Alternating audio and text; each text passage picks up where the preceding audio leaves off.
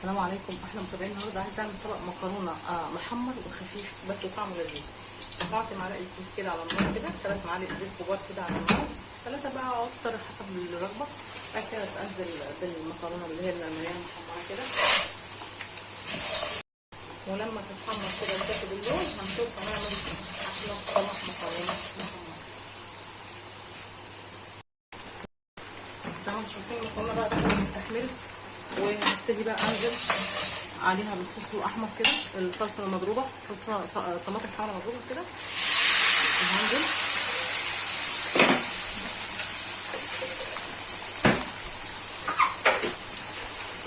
شويه ميه كمان على الصلصه. يا رب تكون مغليه احسن، بس يلا بقى نحط زيتنا قوي.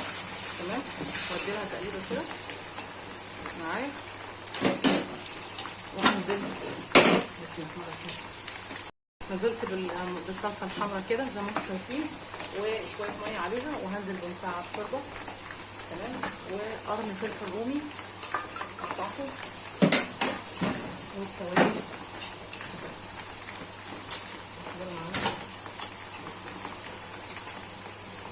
ملح وفلفل اسمر،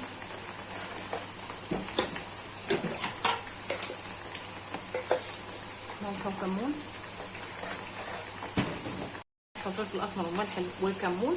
هنزل برشه سكر كده صغيره بسيطه، واسيب المكرونه تستوي، واطفي عليها شويه ميه كده بصار علشان تستوي قبل الميه دي بتاعتها كده، واغطيها واسيبها تستوي معانا خلاص كده. واول ما تستوي 10 دقايق خلاص بقى اسيبها بقى تغلي، واروح مهديه النار عليها بعد 10 دقايق، واطفيه، ونعمل احلى طبق مكرونه خفيف ولذيذ. بس كده المكرونه بدات تخش في السوا، هنبتدي بقى نهدي النار عليها عشان تستوي على نار هاديه وتبقى جميله وريحتها تحفه. جربوا المكرونه دي بالطريقه الخفيفه دي، جميله قوي، هتعجبكم. بعد ما 5 دقايق او 10 دقايق، اقل من 10 دقايق، ونطفي عليها. الفيديو النهارده عن مكرونه محمره كده. لو عجبك الفيديو سبسكرايب وتفعلي زر الجرس عشان يوصلك كل جديد. لا تنسوا الدعاء لاخوانكم في الجنة. السلام عليكم.